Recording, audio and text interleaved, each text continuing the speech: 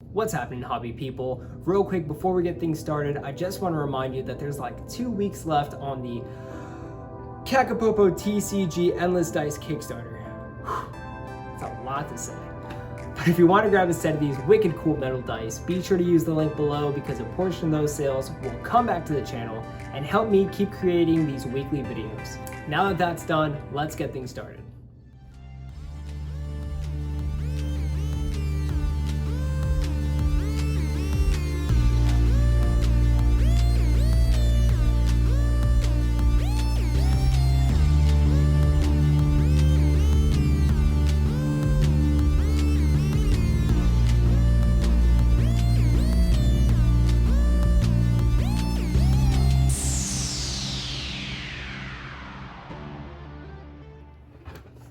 Alright, so what's happening, hobby people? I'm gonna be real with you. Just straight up. Someone's gotta do it, and I had to be real with myself about this, and now I gotta just be real with you. The pictures of our models suck. How can they say this about me? I don't believe it. I show them. I record everything. It's true. It's true. Pictures of my models suck, pictures of your models suck, pictures of your friends' models probably suck. A lot of people's pictures of their models suck. Kind of mean to say, I guess, but I'm just gonna be honest. We're pretty bad at taking pictures of our models most of the time. A lot of the time, if you're anything like me, you're throwing it up in front of whatever you've got, like a book, or I used to use the lid of my wet palette because it was just fairly white, and I would just take pictures in front of it, and they were mediocre at best, and my lighting was from some rinky-dink lamp that I got off of like Amazon, and with that one lighting source and that really crappy backdrop, I got the most mediocre photos of my models. And if you scroll through my Instagram, you'll notice that a lot of the pictures of my models are, well, first off, they're all mixed matched. So some photos look pretty decent and other photos are seriously lacking. And I know the same goes for you. If we scroll through any of your Instagrams, unless you have a system set up for taking pictures of your models, you probably have some mixed match photos in there. And the thing that's bad about that is you're not doing yourself justice. You see, a lot of miniature painters out there, a lot of the ones that I've met over the past, God, I don't even know, 4 months, 5 months that I've been doing this straight. A lot of you out there have some amazing work. And even some of you that are just starting, and you know, your stuff might not be perfect, it's still really good. And I can see a lot of your progress over the months and even just over the weeks.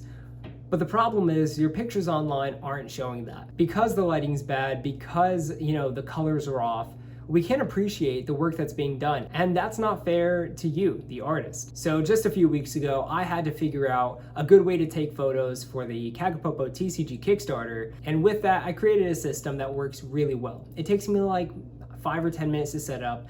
And with that, I get really good photos. So much so that a lot of you have actually been telling me like, oh my God, your photos look so good. And I've had people on Discord and Instagram asking me like, how do you take these photos? What tricks do you use? It's come up in my streams. And I'm not trying to brag, but I think I got a pretty good system down. And I don't want to keep it to myself. I want you all to use it and take the best pictures that you can take. Seriously, nothing would make me happier than you being able to show off all the hard work that you've been doing. So give me like 10 minutes of your time and I'll teach you how to take some awesome pictures of your models. Now let's get things started. So the very first thing that you're gonna need is a backdrop. Now, backdrops are expensive and I didn't want to spend like $60, $70 on one, so I just bought a black tablecloth off of Amazon. This cost me like $7 or $8. And it was supposed to be wrinkle-free. That's a lie. And to get a better picture, you're gonna want to iron out any of the wrinkles. I'm not gonna do that today because that takes too much time. So, with just a black tablecloth, you're gonna want to grab one that's not glossy because that's gonna reflect light back at your camera and give you a bad picture. I just fold it in half and I put these little shower curtain clips at the top. And I keep these on here at all times. Reason being is I can just throw this up on the wall because I have these 2 thumbtacks up here and take my pictures. It takes me no time to set up. Now the next thing you're gonna need is a camera. Now I have this Canon Rebel T6, and it does the job for me. It's a couple years old, it's not the fanciest on the market, but it still takes really good pictures, and you can still do the same thing with your phone or whatever camera you have at home. I've used this picture taking method with my phone and with other cameras, and it still gives me really good pictures. You're also going to need a light source. I like this ring light. Again, I purchased it off of Amazon for, I think it was like $19. And the ring light's really nice because you can actually shoot through the ring. And that really lights up your bottle without leaving any heavy shadows on there. Now, you can use a lamp or any other light that you might have, but the ring light's what I'm gonna use today because I think it gives the best results. And lastly, we need something to put our camera on. Now, I use a stack of coasters because I don't own a tripod yet. But if you have a tripod, this will really come in handy. You can also just use a stack of books or whatever you might have sitting around, so long as it's not wobbly. We want the surface that our camera is going to be on to be as stable as possible. So that's everything we need. Now let's get it all set up.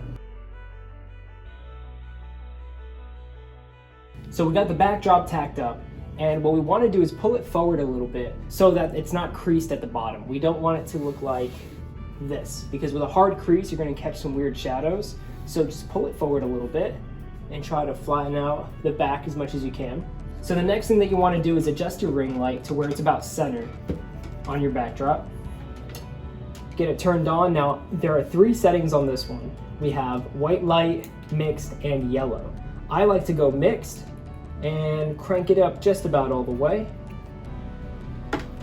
And then place the model right in the center. Now, we'll know it's in the center in a minute once we get the camera set up. Next, we want to put our tripod, or in my case, coasters, right in front of the ring light, because this is where the camera is going to sit, and we're going to shoot right through the ring light here. Next, we want to just put our camera right here on either a tripod or, like I said, on the coasters, and rest the lens on the ring light. Now, you might have to adjust your ring light a little bit so it can support it without moving up, but it should take no time, and you'll have it all set just like this. Now with our camera set like this, you can always adjust the focus at the front. And then also, when I'm shooting like this, I like to keep my exposure at least a step or 2 down. Now, if we crank it up to where the camera says it should be, you can tell it's very overexposed, way too bright. So bringing it down a step or 2 really does the trick. Now, by looking through the lens, we can see that our model is smack dab in the middle. It's exactly where we want it. And here we can start to take pictures.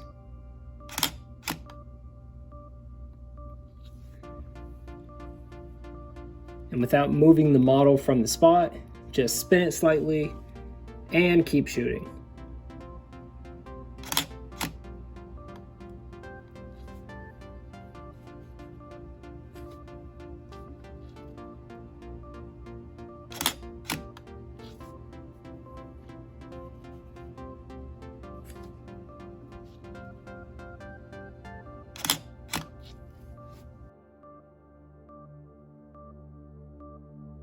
So we're done taking pictures of our models, and we can now move on to doing some light photo editing to make sure they look as close to the real models as possible. So the first thing that you're going to want to do is get all of your photos either on the desktop or into a folder. Now, I don't have any fancy editing software, but I do have the basic photo editing software that comes with my PC. So what I do is I right-click the picture and I go to Edit with Photos. And then I just go to Adjustments. Now, I use the same settings on all of my photos. It never changes. 1, because it always works, no matter what I'm taking a picture of, so long as I set my exposure correctly. And 2, to make sure that all of my photos look consistent. Now, for light, we want to set that to -42. For color, we want to set that to 77. For clarity, we want to go up to 39. And for vignette, we want to go all the way to 67. And you can either save as a copy or just overwrite the original, which I usually do. And perfect. Our photo looks just like the real model, and the entire process takes no time. And now you know that your photos will look perfect every single time.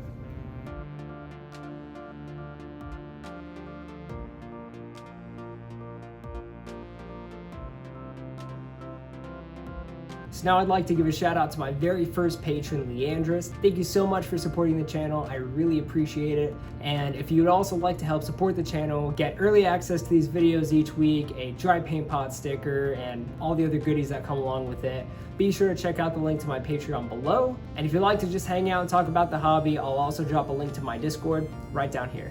Now let's check out this week's viewer submissions. Now this right here is by Che Gavesa, and I don't really know what these are. It's not a model that I'm familiar with, but I really like what's going on. First off, I really like what you do with the skin. Now I struggle with painting skin, so whenever I see it done well, I really enjoy it. And furthermore, I also like the orange hair that you did. The contrast from the orange hair and the dark skin is just right. It looks really good. And this little skink is by Slappy Paints. I'm always happy to see a skink for the viewer submissions. Now I never thought about doing my skinks red, mostly because my source are kind of like a dark red, almost like a brownish color, but I really like it. I kind of regret doing mine in blue.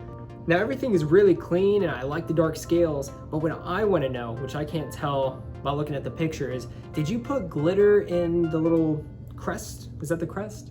Yeah, in the crest of the skink? I'm just wondering if that's glitter or if it's like a sponge effect. Because whatever it is, I like it. I just want to know.